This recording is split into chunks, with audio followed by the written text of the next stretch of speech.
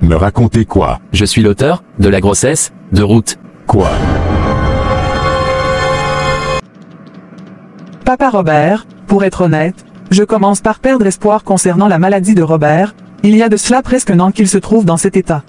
Calme-toi ma chérie, Dieu n'oublie jamais ses enfants. Me libérer de ce fardeau qui pèse sur moi depuis très longtemps, avant de me juger.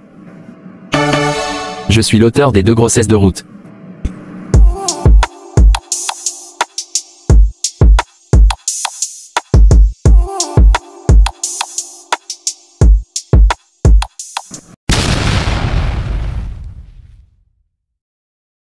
Donc si je comprends bien, tu as couché avec ta petite sœur par force, alors que nous étions en voyage. Au début je l'ai forcée à le faire, mais au fil du temps, elle a pris goût, et me laissait faire facilement. Oh mon Dieu! Au début, je l'empêchais par tous les moyens possibles de parler à qui que ce soit. Je ne me rendais pas compte du malheur que j'attirais sur notre vie. Pour moi, c'était juste un moyen de prendre plaisir.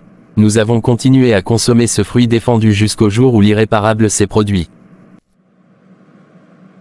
Robert, que fais-tu dans ma chambre à cette heure-ci? Sois tranquille ma poupée, je voulais juste s'amuser avec toi avant de dormir. As-tu oublié que papa et maman sont à la maison? Papa et maman sont au salon, en train de regarder leur film préféré. Donc j'aimerais que nous regardions aussi notre film préféré. Il est hors de question que je regarde ces films pornographiques avec toi, car tu sais bien comment ça se termine. Nous passons du bon temps grâce à ces films, et tu aimes bien cela, qu'est-ce qui t'arrive ce soir? Nous ne pouvons pas faire ça en présence de maman et papa. Ils ne sauront rien ma puce, en plus, nous allons faire vite. Tu passes toujours par tous les moyens pour me convaincre, c'est vrai que ça me fait plaisir aussi, mais je me sens mal à l'aise parfois lorsque nous finissons. T'inquiète ma puce, tu seras habituée dans peu de temps. Non, je ne veux pas m'habituer à cet acte. Je voudrais qu'on arrête. Promets-moi que ce sera la dernière fois cette fois-ci. D'accord, je te promets. Ma fille, tu as un problème de santé par hasard. Non maman, je vais bien.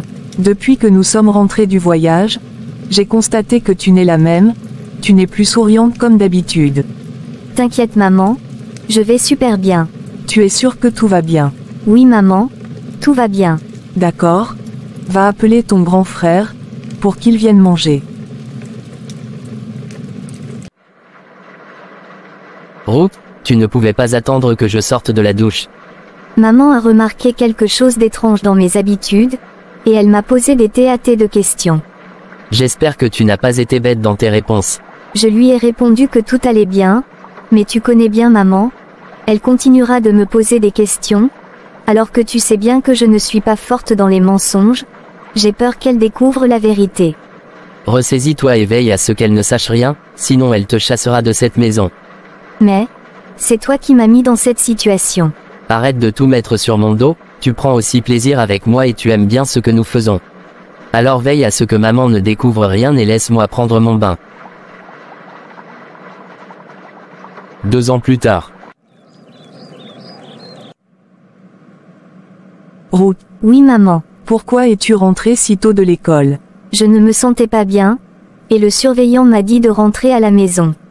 Le directeur de votre école a appelé ton père hier soir, et l'a dit que tu ne faisais que dormir ces derniers temps en classe. Moi aussi je ne comprends rien du tout. Qu'est-ce qui t'arrive au juste? J'ai le vertige à chaque instant, je me sens totalement faible, et je vomis sans rien manger. Essaie de te reposer, quand ton père sera de retour, nous allons t'amener à l'hôpital. D'accord maman. Bonne arrivée chérie. Merci mon cœur, j'étais proche de la maison, c'est pour cela que je n'ai pas décroché l'appel. Ta fille ne se sent pas bien, raison pour laquelle je t'appelais pour que tu rentres vite. Elle a quoi au juste? Je n'en sais rien, c'est pour cela que nous devons l'emmener à l'hôpital pour voir ce qu'elle a. J'ai une conférence téléphonique que je ne peux pas manquer, prends la voiture, et amène-la au centre hospitalier de la ville, je vais contacter un collègue pour qu'on s'occupe de vous très rapidement. D'accord chérie.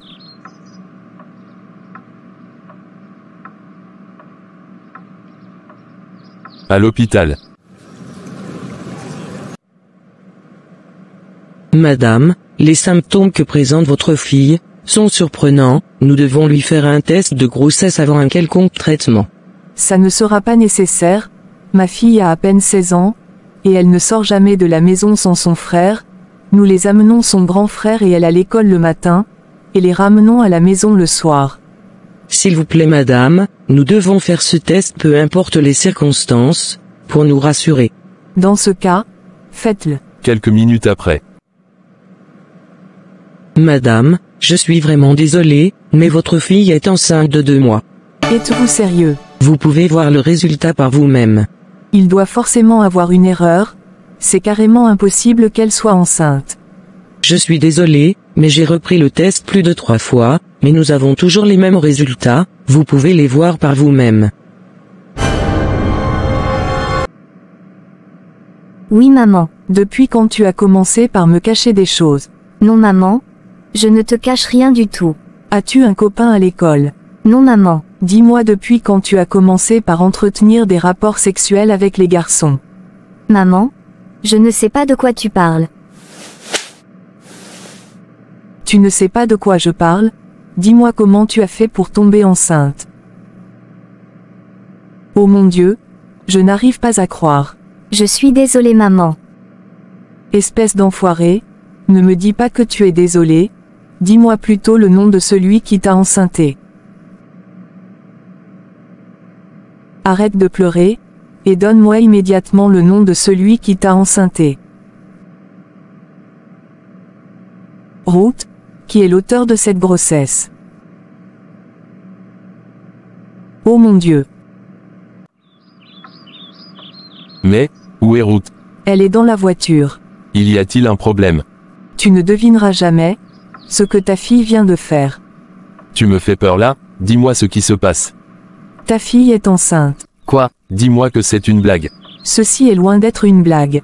De qui est-elle enceinte? Je lui ai posé la question, mais elle ne m'a rien dit, elle ne faisait que parler. Je vais aller lui voir.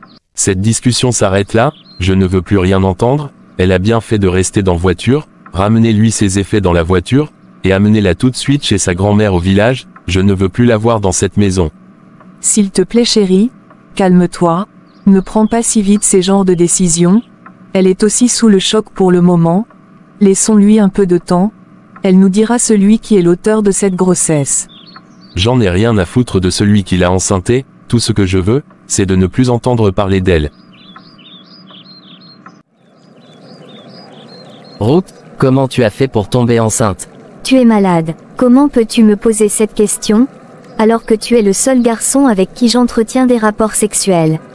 Quelle histoire? Tu ne peux pas dire à papa et maman que tu es enceinte de ton frère, personne ne te croira.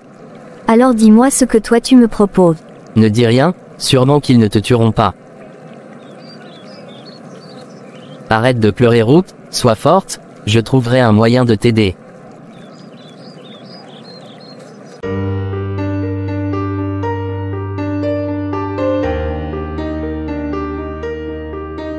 Un an plus tard. Maman, tu ne m'avais pas dit que tu viendrais en ville aujourd'hui. Je n'arrivais plus à te joindre sur ton numéro, comment voulais-tu que je t'avertisse? Fallait me laisser un message. De toutes les façons, tu es déjà là. Je suis venu avec ta fille Ruth. Pour faire quoi? Mon fils, pourquoi tu es si dur avec ta propre fille? Cette histoire est du passé, il y a de cela 6 mois que ta fille a fait une fausse couche, mais tu n'as même pas demandé à savoir si elle va bien ou pas. Mais, où est-ce que vous laissez la parole de Dieu que vous écoutez tous les jours? Dieu même nous a dit de pardonner ceux qui nous ont offensés, car lui-même il nous pardonne nos graves péchés que nous commettons tous les jours. Pourquoi toi tu refuses de pardonner ta propre fille pour cette erreur qu'elle a commise? Il s'agit de ton propre sang, et tu dois lui donner une seconde chance. Reprends ta fille chez toi à la maison, et donne-lui une seconde chance de reprendre sa vie dans les bonnes conditions.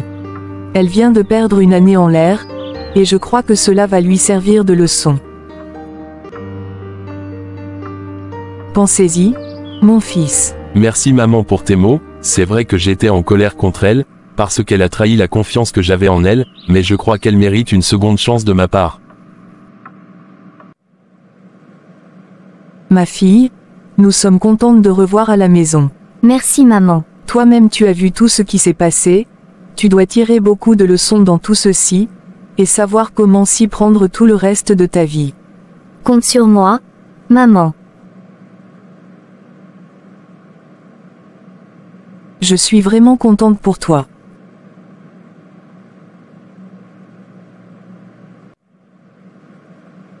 Ruth, ça fait presque 2 jours que tu es revenue à la maison, et tu ne m'as pas adressé la parole.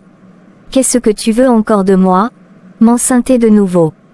Calme-toi ma poupée, tu devrais plutôt me remercier, tu n'imagines pas ce que j'ai dû faire, avant que papa n'accepte de te reprendre.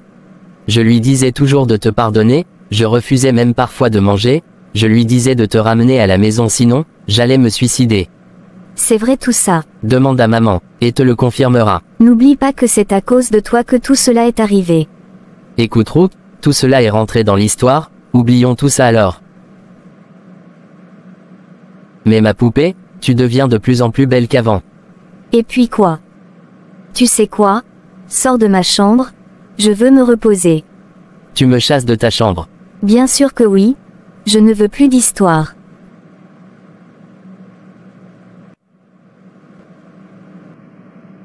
Oh mon Dieu, comment tu as fait pour l'enceinter pour la 2e fois? Vu ce qui s'est passé lorsqu'elle est tombée enceinte pour la première fois, elle a décidé de ne plus accepter ce jeu avec moi, j'ai passé par tous les moyens mais elle n'acceptait plus. Alors j'ai adopté une autre méthode, pour pouvoir coucher avec elle. Quelle méthode? À chaque fois que j'avais envie de coucher avec elle je la droguais, et elle ne se rendait pas compte, jusqu'au jour où elle est tombée enceinte pour la 2e fois. Je suis vraiment désolé, papa, j'espère que vous trouverez un jour une petite place